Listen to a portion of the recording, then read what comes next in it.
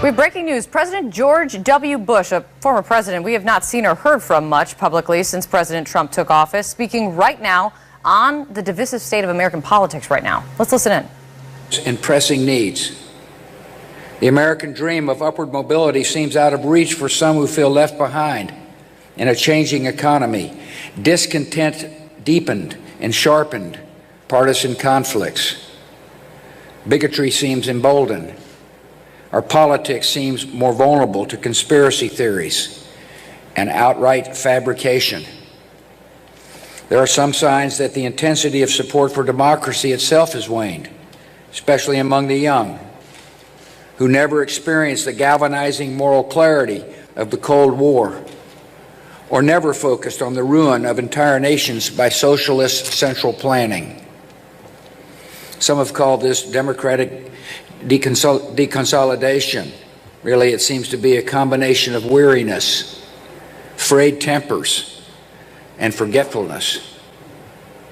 We've seen our discourse degraded by casual cruelty. At times, it can seem like the forces pulling us apart are stronger than the forces binding us together. Argument turns too easily into animosity. Disagreement escalates into dehumanization. Too often we judge other groups by their worst examples, while judging ourselves by our best intentions, forgetting the image of God we should see in each other. We've seen nationalism distorted into nativism. We've forgotten the dynamism that immigration has always brought to America. We see a fading confidence in the value of free markets and international trade, forgetting that conflict, instability, and poverty follow in the wake of protectionism.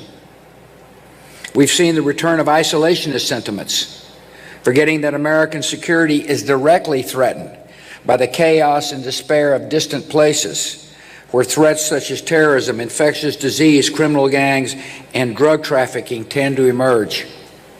In all these ways, we need to recall and recover our own identity. Americans have great advantage. To renew our country, we only need to remember our values. It's part of the reason we meet here today. How do we begin to encourage a new 21st century American consensus on behalf of democratic freedom and free markets? That's the question I pose to scholars at the Bush Institute. That's why Pete Wehner and Tom Maleo are with us today, have answered with the spirit of liberty at home in the world, the call to action paper. Recommendations come in broad categories. Here they are. First, America must harden its own defenses. Our country must show resolve and resilience in the face of external attacks on our democracy. And that begins with confronting a new era of cyber threats. America has experienced a sustained attempt by a hostile power to feed and exploit our country's divisions. According to our intelligence services, the Russian government has made a project of turning Americans against each other. This effort is broad, systemic, and stealthy. It's conducted across a range of social media platforms. Ultimately, this assault won't succeed. But foreign aggressions, including cyber attacks, disinformation, and financial influence, should never be downplayed or tolerated. It's a clear case where the strength of our democracy begins at home. We must secure our electoral infrastructure and protect our electoral system from subversion. The second category of recommendations concerns the projection of American leadership, maintaining America's role in sustaining and defending an international order rooted in freedom and free markets.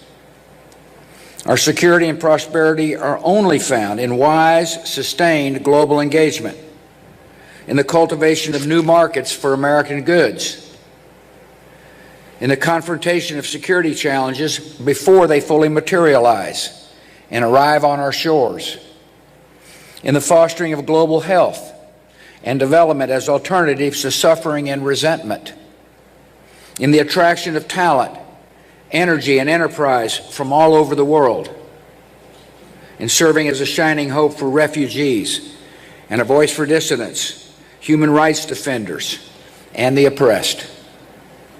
We should not be blind to the economic and social dislocations caused by globalization. People are hurting, they're angry, and they're frustrated.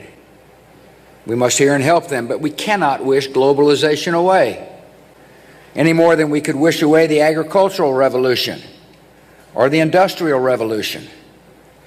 One strength of free societies is their ability to adapt to economic and social disruptions, and that should be our goal. To prepare American workers for new opportunities, to care in practical, empowering ways for those who feel left behind. The first step should be to enact policies that encourage robust economic growth by unlocking the potential of the private sector and for unleashing the creativity and compassion of this country. Third focus of the document is strengthening democratic citizenship. And here we must put particular emphasis on the values and views of the young. Our identity as a nation, unlike many other nations, is not determined by geography or ethnicity, by soil or blood. Being an American involves the embrace of high ideals and civic responsibility. We become the heirs of Thomas Jefferson by accepting the ideal of human dignity found in the Declaration of Independence. We become the heirs of James Madison by understanding the genius and values of the U.S. Constitution. We become the heirs of Martin Luther King, Jr. by recognizing one another not by the color of their skin, but by the content of their character. This means that people of every race, religion, ethnicity can be fully and equally American. It means that bigotry or white supremacy in any form is blasphemy against the American creed.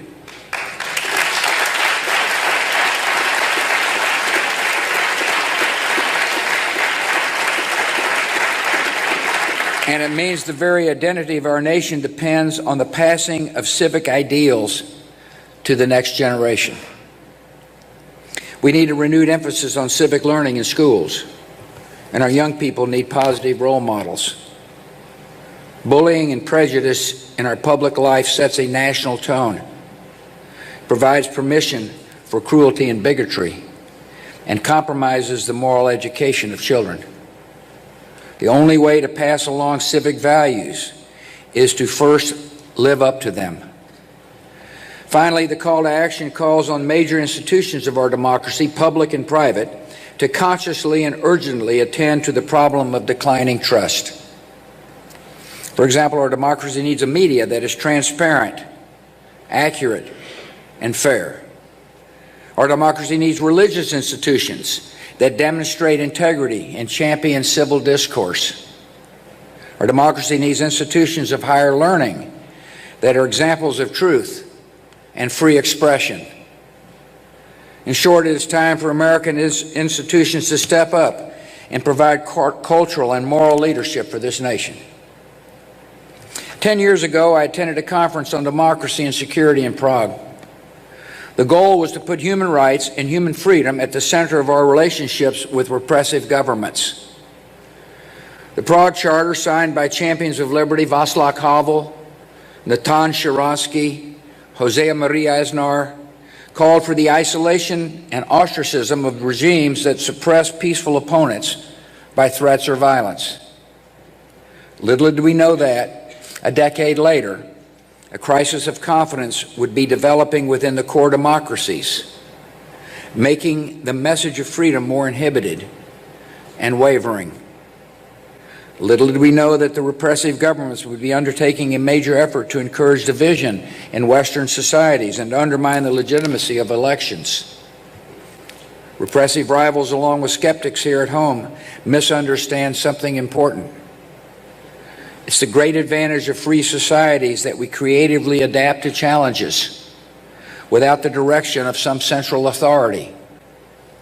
Self-correction is a secret strength of freedom. We are a nation with a history of resilience and a genius for renewal. Right now, one of our worst national problems is a deficit of confidence. But the cause of freedom justifies all our faith and effort. It still inspires men and women in the darkest corners of the world. It will inspire a rising generation. The American spirit does not say we shall manage or we shall make the best of it. It says we shall overcome. And that is exactly what we're going to do with God's help. Thank you.